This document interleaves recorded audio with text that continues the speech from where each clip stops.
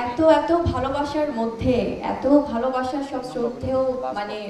এই বড় ভাইরা বা আমাদের গুণী পরিচালক বৃন্দ এবং প্রত্যেকে যারা আছেন স্টেজেও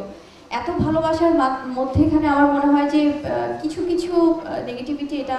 কোনো ম্যাটারই করে না আসলে এটা একদমই কারণ এগুলো আমার কাছে মনে হয় যে আছে না যে অনেক সময় অনেক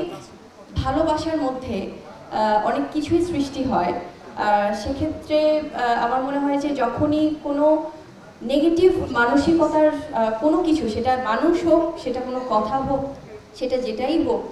তারা চাইবেই পরিবেশটাকে একটু অন্যদিকে ভিন্ন খাতে নেওয়ার জন্য পরিবেশ নষ্ট করার জন্য তো সেক্ষেত্রে আমার কাছে মনে হয় যে আসলে এগুলো ম্যাটার করে না কারণ ভালোবাসাটাই আমাদের কাছে প্রধান লক্ষ্য আমার কাছে মনে হয় এটা সিনেমার ক্ষেত্রেও এবং আমাদের প্রত্যেকের ক্ষেত্রেও সো আমি প্রত্যেকের কাছে অনেক কৃতজ্ঞ আমি বলবো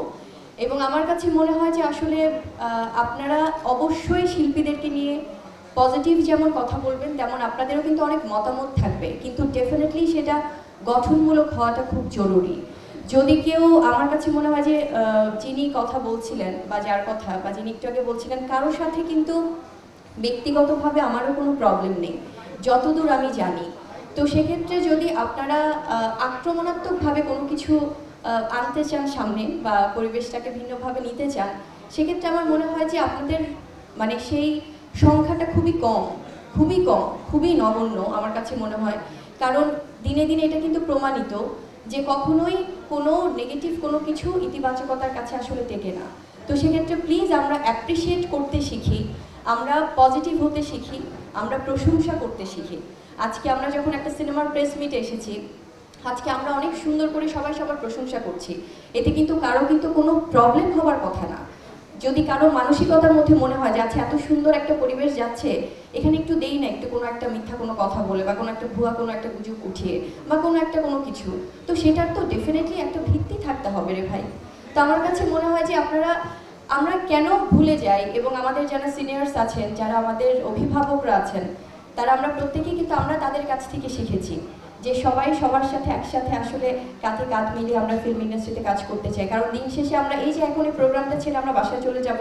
কারোর সাথে কবে আবার কখন দেখা হবে সেটাও কিন্তু আমরা জানি না তো সেক্ষেত্রে আমার মনে হয় যে নিজেদের মধ্যে কোনো কিছু আসলে আমার মনে হয় যে যেটাই আপনারা ভাবেন বা যেটাই করেন যেভাবেই কাউকে পিছু টেনে ধরতে চান যে না ওই মানুষটা ভালো কাজ করছে বা মানে একদম অ্যাজ এ টিম কোনো একটা মুভির টিম ভালো করছে সেক্ষেত্রে আমাদের বা কারো হয়তো বা সেটা ভালো লাগছে না সেটার জন্য আমার মনে হয় যে আসলে এভাবে ব্যক্তিগত বা কোনো রকম কোনো আক্রমণ করাটা উচিত নয় আর যেটা একটু আগে আমরা শুনছিলাম যে সবাই আসলে ভালোবাসে এবং আমাদের খসরু ভাই আমাদের সবার ভালোবাসার এত ইন্সপায়ার করে এত উৎসাহ যোগায় এই মানুষটা আমার কাছে মনে হয় প্রত্যেকে এবং আমাদের ওমর সানি ভাইয়া আছেন এটা কিন্তু ওনার সিনেমা না উনি একজন আমি বলবো যে তার স্টারডমের শীর্ষে উনি কাজ করেছেন যে সুপারস্টার সে সবসময় সুপারস্টার সো ওমর সানি ভাইয়া কিন্তু তার সময় সেই 90s সময় আমরা যখন মুভিগুলো দেখি এত ভালো ভালো সিনেমা করে গেছেন তো সেক্ষেত্রেও কিন্তু ভাইয়ারাও এই বিষয়গুলো সবসময় যে কোনো সিনেমার ইতিবাচকতার মধ্যে ওনারা অংশগ্রহণ করেন খসরু ভাই আমাদেরকে উৎসাহ যোগান যে কোনো ভালো সিনেমা দেখে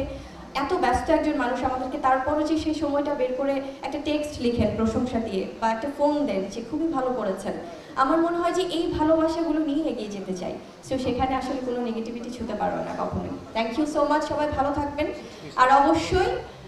বাংলা সিনেমার সাথে থাকুন আর রিবেন সিনেমাটা দেখুন আমার কাছে মনে হয় যে প্রত্যেকটা সিনেমাই আপনারা হলে যেয়ে দেখুন আমরা সবার জন্য শুভকামনা জানাই